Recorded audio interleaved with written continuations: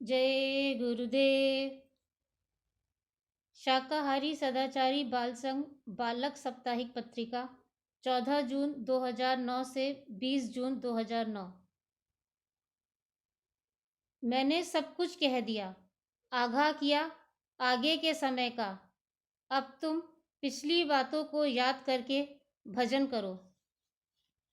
बाबा जय गुरुदेव जी ने सत्संग सुनाते हुए कहा कि महापुरुषों का जो ये रास्ता है, उसमें बाहर से कोई भी ऐसी क्रिया नहीं है जिससे सूरत का लाभ हो। अंतर घाट पर बैठकर ही अंतर में देखा जा सकता है। यह चेतन साधना है, जड़ साधना नहीं है। जो दुनिया में लोग करते हैं, उसका दूसरा रास्ता है। आपका दूसरा रास्ता है भजन करने का। वो लोग अंधेरे की तरफ जा रहे हैं, आप सब उजाले की तरफ जा रहे हैं। इसलिए उन लोगों की समझ में कुछ नहीं आ रहा है। पहले तो आप सबको भी कुछ नहीं मालूम था कि ध्यान क्या है, भजन क्या है और सुमरन क्या है। धीरे धीरे सत्संग में आते आते, देखते देखते, सुनते सुनते अब आपकी समझ में आया और आप ध्यान भजन करने लगे। इस साधना में मन की पकड़ है। आलसपने में आप भजन करते हो तो मन भाग जाता है। तड़प में, हुड़क में अगर आप भजन करें तो मन रुकता है। मन चला जाएगा तो सूरत कुछ नहीं कर सकती। वह साथ देगा तो फंदा कटेगा, नहीं साथ देगा तो फंदा ज्यों का त्यों रहेगा। जब आप परमारथ में चलोगे तो आपका संसार, अहंकार परमारथ में बदल जाएगा। तब ये मन इधर नहीं लगेगा, परमारथ में लगेगा। किताबों में लिखा है कि महात्माओं की खोज करो और जब वो मिल जाए तो उन्हीं के पास रह जाओ। किताबों में यह भी लिखा है कि जब तक नहीं मिले उनकी खोज में लगे रहो। जो लोग वेशभूषा बना लेते हैं और कहते हैं कि हम संत हैं, वो अपने को भी बदनाम करते हैं और संतों को भी बदनाम करते हैं।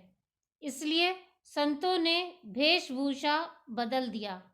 मठाधीश का, महंत का, दाढ़ी बाल का, लाल पीले कपड़ों का नाम संत नहीं है। जो सूरतें सतलोक पहुंच जाती हैं, वह चिल्ला चिल्ला कर जीवों को समझाती हैं कि तुम कौन हो, कहाँ से आए हो और वापस कैसे अपने देश में जाओगे। वो ये कभी नहीं कहते हैं कि मैं संत हूँ।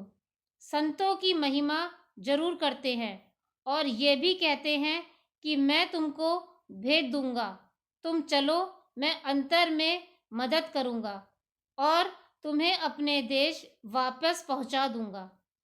शब्द स्वरूपी संग है, कभी ना होते दूर। धीरज रखियो चित में, दिखेगा सतनूर। संतों का दरबार सतलोक लगता है, उसके परे धाम अनामी धाम है। साधक को लगन और विरह के साथ लगना होगा। जब विरह होगी, तड़प होगी, तब भाव बनेगा, क्योंकि यहाँ की चीजें दुखदाई हैं। कितने जीव चले गए, कितने जुग बीत गए, उनको मनुष्य शरीर का मौका नहीं मिला। यहाँ कर्मों का बड़ा बखेड़ा है, इसलिए उस मालिक के लिए तड़प लो। इस दुनिया के लिए तड़पता है, यह अज्ञान का तड़पना है। उसके लिए तड़पो, उसके लिए रो। जब मैल फूलती है तो यह मन भाग दौड़ करता है, संकल्प विकल्प करता है कि हम यहाँ नहीं रहेंगे, कमाई नहीं करेंगे। मन भाग जाएगा तो भजन नहीं हो सकता। इसलिए सत्संग में पड़े रहो। वहाँ पड़े रहोगे तो ठंडक रहेगी।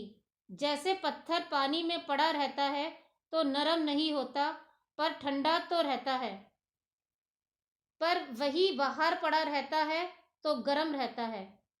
सत्संग से भागोगे तो आप किधर के भी नहीं रहोगे। परिवार से अलग हुए, संसार से भी ठोकर खाओगे। हमारे पास तमाम टेलीफोन आते हैं।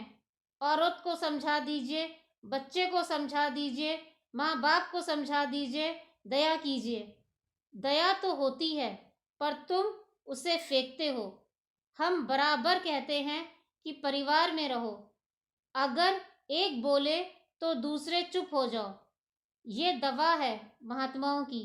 या तो चुपचाप बाहर चले जाओ तो बात बढ़ेगी नहीं। सत्संग में लगे रहो और ये सोचते रहो कि जैसे भी होगा भजन करेंगे, बैठकर भी करेंगे, लेटकर भी करेंगे। लेटकर किया तो करते करते सो जाओ। ये बात हमेशा याद रखो कि कुछ भी हो जाए सत्संग में पड़े रहेंगे।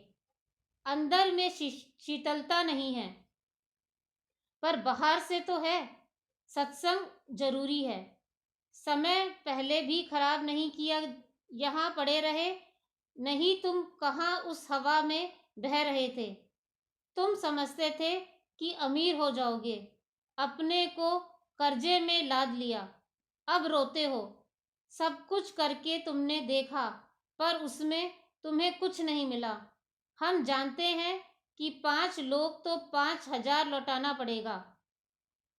हम जानते हैं कि 5 लोगे तो 5,000 लौटाना पड़ेगा। मैंने सब कुछ कह दिया, आगाह किया आगे के समय का। अब कुछ नहीं कहता। अब तो यह है कि आप हमारी पिछली बातों को याद करते रहो और भजन करो। अब वो सब चीज़ें कुछ सुनने में नहीं मिलेंगी। इन सब में तुम रहते ही हो, फंसे पड़े हो। अब एक ही बात कि तुम भजन करो। जय गुरुदेव।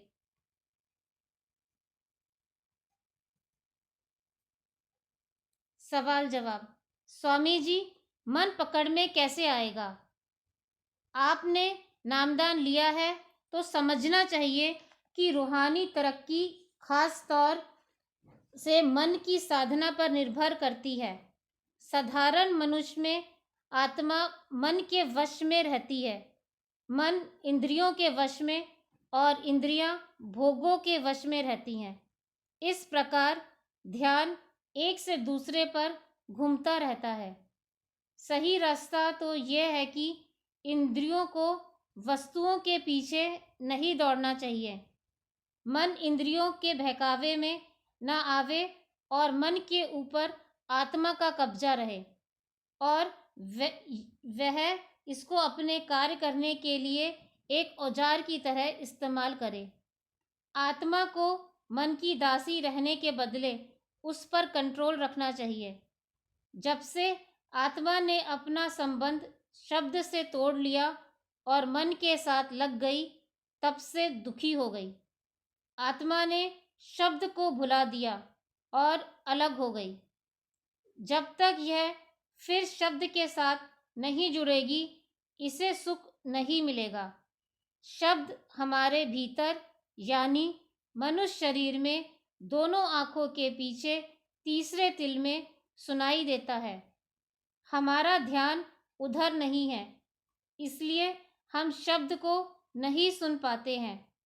इसलिए हमें शब्द को पकड़ने के लिए अपने चंचल मन को, ध्यान को तीसरे तिल में लाना होगा।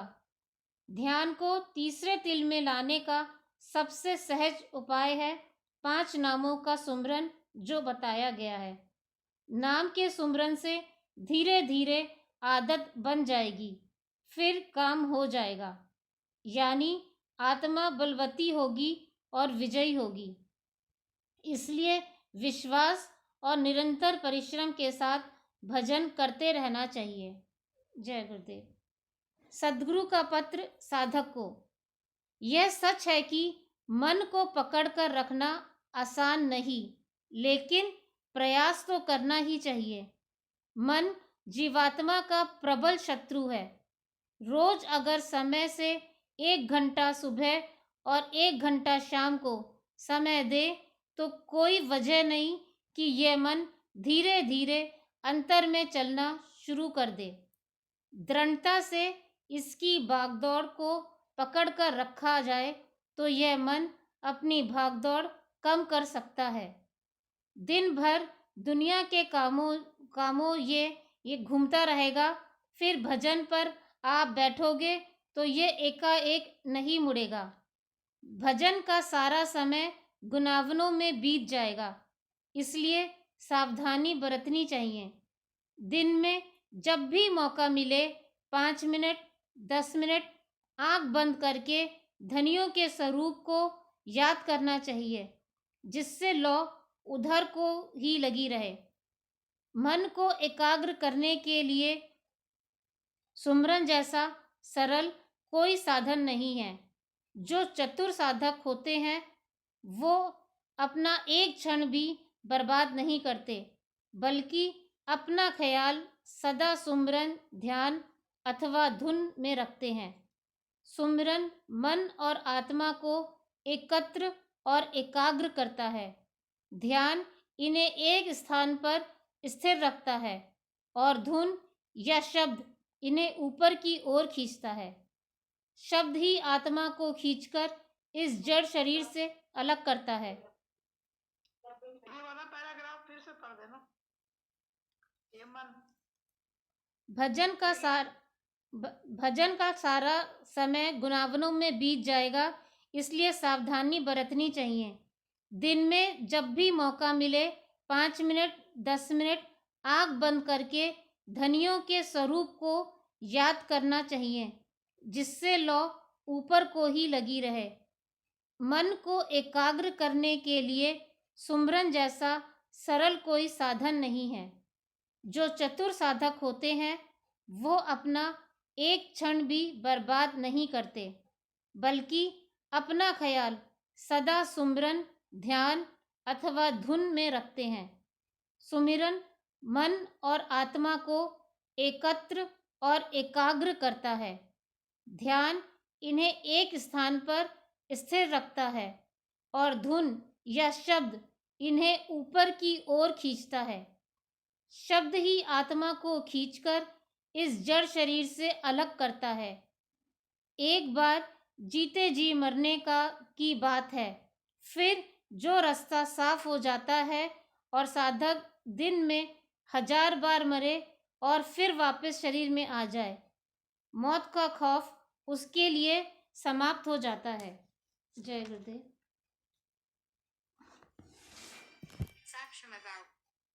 संपादकीय मैं संतन पीछे जाऊं।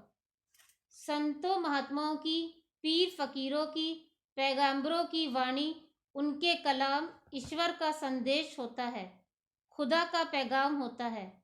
वह परमात्मा सीधे कुछ नहीं कहता, महापुरुषों के द्वारा ही सब कुछ कहता है। इसलिए संतों और फकीरों की महिमा की गई है। गोस्वामी जी ने कहा, अब मन करेसी संत अपमाना, जानेसी संत अनंत समाना। गुरुवाणी में है, जैसे आवे खसम की वाणी, तैसा कर ज्ञान वे लालो। यानी जो परमात्मा की वाणी आती है वही संतों महात्माओं का ज्ञान है। कबीर साहब ने तो यहाँ तक कह दिया कि कबीर मन निर्मल भया, ज्यों गंगा का नीर, पाछे पाछे हरि फिरे, कहत कबीर कबीर। वह परमात्मा जब भी मिलेगा और जब भी जिसको मिला, संतों महात्माओं के द्वारा ही मिला, फकीरों के जरिए मिला। संत हमेशा संदेश सुनाते हैं, वो सब मानव आत्माओं के हित का होता है। जब हम उन्हें सद्गुरु बना लेते हैं तो हमारी आत्माओं का कल्याण होता है, क्योंकि उस परमात्मा ने ऐसा कानून बना रखा है। वो कहता है कि संत हमारे सबसे प्यारे हैं। जब तक संत नहीं मिलेंगे मैं किसी को नहीं मिल सकता। संत मिले तो मैं मिल जाऊं, संत सभी से न्यारे। संत हमारे आप जैसे ही दुनिया में आते हैं, सादे और सरल भाव में रहते हैं, फिर भी सबसे अलग हैं। बड़े भाग्य हैं उन जीवों के जिन्हें ऐसा संत, ऐसा फकीर या ऐसा महापुरुष मिल गया। उसके बड़े भाग्य हैं क्योंकि उसका मनुष्य जीवन सफल हो गया। ऐसे संत को पाकर हमें अपना जीवन सफल कर ही लेना चाहिए, क्योंकि ऐसा सुनहरा अवसर बड़े भाग्य से मिलता है। अगर उनको पाकर भी हम लाभ ना ले सके, इसी जड़ सामानों में फंसे रहे, तो यह हमारा दुर्भाग्य है। स्वामी जी महाराज ने कहा कि तुम्हारा भाग्य इतना खराब नहीं, लेकिन तुमने उसे बिगाड़ दिया अपने कर्मों से। स्वामी जी महाराज ने यह भी कहा कि पास रहने वालों ने अपने भाग्य पर पत्थर रख लिया। स्वामी जी ने तो हमें समझाने में, हमें उठाने में, हमें चेताने में कोई कोर कसर नहीं छोड़ी। उन्होंने महात्मा के रूप में सभी वर्ग के लोगों को अपने संदेशों से जगाया। गुरु रूप में कितने जीवात्माओं को रास्ता दिखाया। इसके लिए उन्होंने अथक परिश्रम किया और अब भी कर रहे हैं। एक ऐसा मंच तैयार किया जो संतों के इतिहास का अकेला उदाहरण है। गोस्वामी जी ने कहा कि गुणहु तत्व ना साध दुरावे, जो आरत अधिकारी पावे। राधा स्वामी की वाणी में आता है कि ये जीव जगत के अंधे अब फंसे काल के फंदे, इनसे नहीं कहना चाहिए मत गुण छिपाए रहिए। लेकिन बाबा जय गुरुदेव ने खुले मन से परमात्मा का भेद अर्थात नामदान देना शुरू कर दिया। वो ये नहीं देखते हैं कि हम आरत अधिकारी हैं या नहीं, वो यह देखते हैं कि इन जीवात्माओं को बड़े भाग्य से मनुष्य शरीर का अवसर मिला है। जो श्वासें इनकी निकल गई वो निकल गई, पर जो बची हैं उनसे ये अपनी जीवात्मा के कल्याण के लिए सुमिरन कर लें, ध्यान भजन कर लें। उस परमात्मा की ऐसी मौज जो बाबा जय गुरुदेव ने दिखाया है, वो अनूठी मौज है और हम सब जीवात्माओं के लिए एक अच्छा समय आत्म कल्याण के लिए मिला है। सच बात तो यह है कि अगर गुरु महाराज ऐसी मौज ना करते तो हम संसार में जकड़े हुए कभी आत्म कल्याण की बात सोच ही नहीं सकते थे। हम जानते ही नहीं कि ईश्वर मिलता है, आत्मा जागती है, जीते जी परमात्मा के पाने की साधना की जाती है। इस भौतिक युग में हमने तो अपना एक ही लक्ष्य बना लिया कि धन इकट्ठा करो, चाहे जैसे मारकर, धोखा देकर, ठगी करके किसी भी तरह से धनी बन जाएं। एक ही लक्ष्य बना लिया हमने, eat drink and B Mary, खाओ पियो और मौज करो। ना खाने का संयम, ना पीने में संयम और ना मौज मस्ती में संयम। अभेदवाद आ गया। रामायण में लिखा है कि कलयुग में ऐसा चरित्र सबका हो जाएगा, सब अभेदवादी हो जाएंगे, सब अधर्म की ओर चल पड़ेंगे। ऐसे समय में हम आत्म कल्याण की बात, परमात्मा को पाने की बात सोच भी नहीं सकते। लेकिन इतिहास गवाह है कि जब समय ऐसा आता है तो वो महान विभूतियां आकर एक रास्ता दिखाती हैं, विचारों को मोड़ देती हैं। समय के अनुसार महापुरुष अपना काम करते हैं। स्वामी जी महाराज ने कहा था कि जीवों को उठाने के लिए सब कुछ करना होगा। मैं जो भी करूँगा तुम उसको मत करना, तुमसे जो कहा जाए बस उतना ही करो। अगर तुम्हें समझ में नहीं आता तो चुपचाप अपने ध्यान भजन सुमरन में लगे रहो, क्योंकि वो असली काम है, उसे तो सबको करना होगा। आपके खत का जवाब।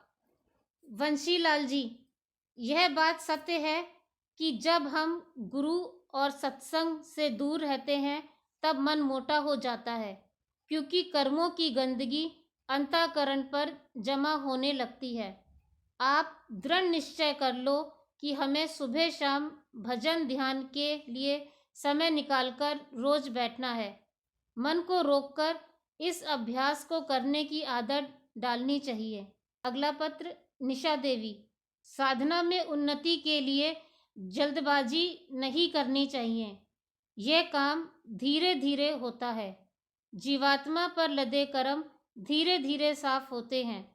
एकाएक साफ किए जाएं तो बर्दाश्त नहीं होगा। नींद की अवस्था में ऊपर के मंडलों की सफ़र करना अच्छा है, लेकिन कोशिश यह करनी चाहिए कि आत्मा पूरी जागृत अवस्था शरीर से अलग होकर ऊपर जाए और फिर वापस शरीर में आ जाए। इस अवस्था को जीते जी मरना कहते हैं। यह संभव तभी होगा जब आप मन को एकाग्र कर लेंगी। जब आप भजन में बैठें तो इस बात का बराबर ध्यान रखें कि मन बाहर भटकता ना रहे। अगर ये बाहर जाए तो इसे मरकज में वापस ले आइए, जिससे ये अंदर काम करना शुरू कर दे। जब मन भीतर ठहरने लगता है, आत्मा और मन अंदर में ही काम करने लगते हैं, तब आनंद आता है। ध्यान के समय बाहरी आंखों को बंद करके अपने अंदर के ख्याल से अंधेरे में गौर से देखते रहिए। धीरे धीरे प्रकाश प्रकट होने लगेगा। निराश होने की जरूरत नहीं, साधक को लगे रहना चाहिए। अगला पत्र। कुसुम, तुम्हें यह समझना चाहिए कि सदा रहने वाली शांति और सुख हमारे अंदर है। संसारिक वस्तुओं और प्राणियों के द्वारा जो शांति और सुख मिलता है वह नाशवान है। ऐसे सुख तब्दील होते रहते हैं और गायब हो जाते हैं। संसारिक मोह अपना प्रभाव पीछे छोड़ जाता है और जिंदगी को खराब कर देता है। यह संसार ही ऐसा बना हुआ है कि इसमें सदा का सुख और शांति नहीं मिल सकती है, क्योंकि यहाँ सब कुछ परिवर्तनशील है। जैसे जैसे संत मत का साधक अंदर में ऊपर के मंडलों की ओर जाता है, वैसे वैसे वह इन परिवर्तनशील वस्तुओं से ऊंचा उठता जाता है तथा आध्यात्मिक मंडलों में शांति तथा आराम पाता है। शांति अद्भुत चीज है और प्रयास करने से ही मिलती है। अगला पत्र। देवेंद्र जी, आपको यह समझना चाहिए कि रूहानी मार्ग का सफ़र बड़ा ही नाजुक है। एक गलत कदम, एक बुरा विचार और बस ध्यान भंग। वर्षों की मेहनत एक क्षण में ही चकनाचूर हो जाती है। मन का काम है जीव को गुमराह करना। हालांकि इसकी यह शक्ति जैसे जैसे हम ऊपर जाते हैं वैसे वैसे कम होती जाती है, लेकिन इसकी चाल इतनी सूक्ष्म है कि इसने बड़े बड़े ऋषियों, मुनियों और अवतारों को नीचे गिरा दिया। मन सारी त्रिलोकी का मालिक है। कभी कभी तो यह गुरु में ही दोष निकालने लगता है और सेवक के अंदर के प्रेम व विश्वास को सुखा देता है। ऐसा बुरे कर्मों के असर के कारण होता है। जब कर्मों का चक्र खत्म हो जाता है, तब फिर प्रेम जागृत होता है। ऐसी घटनाएं सत्संगियों के जीवन में होती रहती है। जय गुरुदेव।